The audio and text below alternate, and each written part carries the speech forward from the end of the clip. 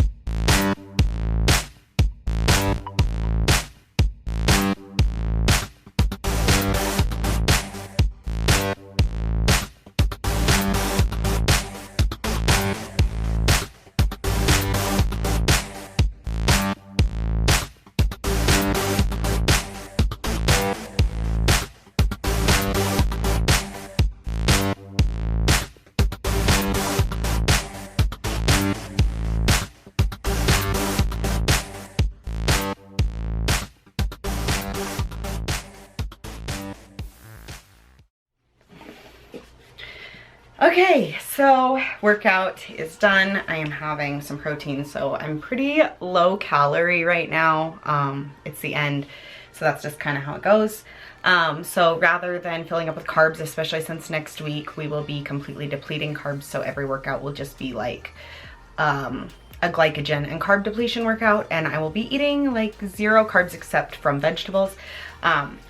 So for now, I'm just having this afterwards, which is fine. Like, I don't really get hungry till later in the day anyways, so I kind of, because I'm coaching myself, I get to decide like when and what I eat, right? So right now the whole thing is to just like eat when I'm hungry, and I find that I'm way hungrier later in the day. So in the morning, I just kind of replenish with some protein. Obviously, like, we have to keep protein high. I'm not trying to lose any muscle, even though it's only like a week and a half, 2 weeks of really strict hardcore dieting. Like, it's a lot. So anyways, next what we're doing, see this? Oh my gosh. This is our savings for this trip. And so I work as a casino attendant and bartender, so a lot of tip money, so cash, and I can't reach it, so that's like good. But then, like, I don't know if you can see, but it's all change. So I have to take this to the bank today, and I kind of feel like a jerk because I think it's like 70 or 80 pounds of change, and I'm not gonna make them dump it out of this. So I figured I'd just bring you guys along. I have my bucket that I am gonna take it in. We're gonna try to get this in here. We'll see how this goes because it's gonna be heavy and noisy.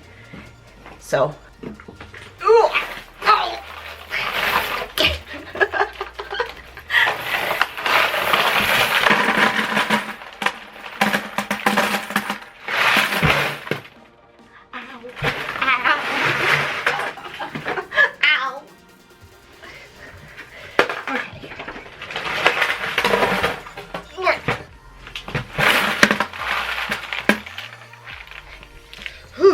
Supposed to be a bodybuilder.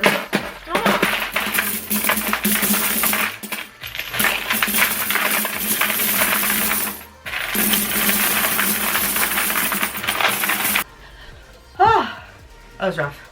And now I didn't really think about this, but there are definitely some bills in here that I have to dig out, or they just run it through and I lose them. That is a lot of change. The ladies at the bank are absolutely gonna hate me. I kind of feel bad, but I gotta trade it in. Like, I can't just let it continuously pile up. So, any guesses on how much it's gonna be? I'm gonna run this to the bank and we'll find out, hopefully, as long as the ladies will agree to do it for me. All right, guys, so I have officially, I took that change to the bank and my workout is done. I still have cardio to do today, and food. But we're gonna talk about just kind of where I'm at. So I'll throw up my, what I'm currently looking like right here. You can kind of see where I'm at. For being a week and a half out, I'm still not as lean as I would like to have come in. But that's just kind of part of the game. And I kind of want to get into why that is the way it is. So earlier I briefly spoke about some of the pitfalls of coaching yourself, and part of that is that a good coach, somebody who's reputable and knows what they're doing, is going to know exactly how to adjust your macros to make you lose fat faster. They're also going to know how to adjust your cardio. Also, they're going to be tougher on you than you're going to be on yourself 90% of the time when it comes to those things. So for me, I feel like, in all honesty, where I messed up was I probably didn't incorporate enough cardio earlier on. I am noticing more changes now, especially like more definition in my legs. I can start to see things in my hamstrings more. And the only real big thing I've changed, aside from obviously my calories decreasing, is going to be the amount of cardio I'm doing. So this week I am doing 60 minutes, 7 days. So every day, an hour. Aside from my rest days, I am bumping that up to 80 minutes. So an hour and 20 minutes all in one session. So it's a lot of cardio, but it's still not as much as a lot of people do. And there might be a coach that would have looked at me and said, hey, you need 2 hours of cardio a day. What also plays into that is the fact that I also have children and a family, and I have a job. And my job is weird hours, which I've talked about before. So it's not like I can do a morning and an evening session. I suppose I could do like an earlier morning and then like before work session. But for me, it just wasn't worth it. So yes, now I'm not quite as lean as I would like to be going into this competition. The other pitfall is that having the accountability of a coach or an actual meal plan, we've talked about this too in a previous video, I'll link it up here, about your nutrition when you're coaching yourself, is deciding whether you want to be macro-based or whether you want to have a very strict regimented meal plan. I've chosen macro-based because I like to have the variety. But what has also happened with that is sometimes things slip, and I say that like that, but the honest truth is it's cheating on your diet. And I've done that more than I would like to admit. And looking back, I can actually say like I've had moments where it felt almost uncontrollable. So that's like veering on the edge of like a binge eating disorder. So that's kind of a sensitive, it's the truth of the matter. And a lot of people who are competitors end up with issues with this because they've felt so restricted that when they finally have like a chance to like have a cheat meal, it turns into like a cheat day. So that's what's happened for me, is I've been fairly good about sticking to my plan until I have a day where I'm supposed to have a cheat meal. So we go out to eat, but typically what happens is we go out to eat and then it ends up being like an appetizer, an entree, and then a dessert, and then it just kind of spirals for the rest of the evening until I'm miserable. And that's not how it's supposed to be. That's not what a cheat meal is for. A cheat meal is to replenish your glycogen stores. It's to increase your leptin, which is your satiety hormone, and it helps so that you don't feel as hungry all the time. So it's supposed to, it should help in the long run, and it will increase your body's thermic effect for a while. And so actually a good cheat meal, one that's programmed correctly, will help you lose more weight. But again, mine ended up being a little overboard, and not just once, but a couple times. This also I want to lead into another topic, and this is very common among competitors. It's common just in people in general. And that is the topic of self-sabotage. And that is where you literally, maybe not knowingly completely, but you sabotage what your efforts are. So and it might be self-doubt or not having any confidence, or you've never been in that position before, and so like you're scared of success. And I've done this. I've done this recently. I've done this last time, like 2 weeks out from my show, just gone out and like gorged myself on sweets. And I knew better. I knew that I didn't really want to do it, but like I did. And I think there was a part of me that was like, see, you're not good enough. So that's something that has been a struggle for me. And it's something that if you had a coach, they could kind of they help coach you through that. They help guide you through those moments when you're feeling really, really down on yourself and things like that. And they can kind of guide you and be like, okay, well, now's a good time to add in like, I don't know, an extra 20 carbs just for today, or this is something you can do to help with that. They could help you. So when you're coaching yourself, that is one of the big pitfalls, is that like nutrition becomes, it's hard. It's hard to diet this hard, and it's hard to diet this hard. And then on top of that, be working out and be doing cardio and trying to just maintain your regular life as well. So as for me, we are 1.5-ish weeks out. The plan is to kind of just continue with what I'm doing for the rest of this week and into early next week, starting on probably Sunday or Monday coming up. I am going to start depleting carbs, meaning that I will drop my carbs off to almost nothing aside from vegetables, what I get from vegetables. And so the point of depletion is to completely get rid of all of the carbs in your body. So you're gonna look flat, you're gonna feel like crap. It's just kind of part of the process. But you take all those away from you. And then, so what you do is before your show, so on Friday, you carb up with dry carbs, and they get sucked up into your muscles, and they'll make your muscles look fuller, but they won't go through like your skin and stuff to make you look watery. So that's kind of the game plan for next week, to do that. So also exciting news. I think that my plan afterwards initially was to just kind of slowly reverse and move into a bulk for probably at least an entire year. Obviously, depending on how I place would kind of depend on that, but even if I qualify for a national show this year, I do not want to compete. I honestly, you saw the video, I saw the video, I know what I look like, and I can be very honest, I am not big enough in my lower body to compete at a national level yet. So I want to take a full year off, do it properly, and put on some muscle in my lower body before I competed on a national stage. The goal obviously here is that I place in at least top 2 of my class, and then I will qualify for a national show both this year, and then you also will qualify for the following year. So then I could take off this year and I could just get completely ready, put on muscle, and then next year pick a national show and begin to cut for that. But rather than jump right in, I think what I've decided to do, it's still kind of up in the air, but I'm like 95%. I'm going to, there's a second show 2 weeks after this one, and it's a little closer to home, and it would just be like a one-night stay, and I think I'm going to do that one as well. I figure I might as well. I've worked this hard, come this far, so I might as well. So that's kind of where we're at. Food is for the most part pretty much the same. Like, I don't have any restrictions yet as of what I can and can't eat. Later next week, so obviously we do carb depletion, but then by probably Wednesday and Thursday, we'll really cut out anything that could be causing any extra water retention. So dairy, artificial sweeteners, things like that will probably just go shoom, and we won't use them. Everything will be just all natural. So probably lots of egg whites, lots of meat, lots of vegetables.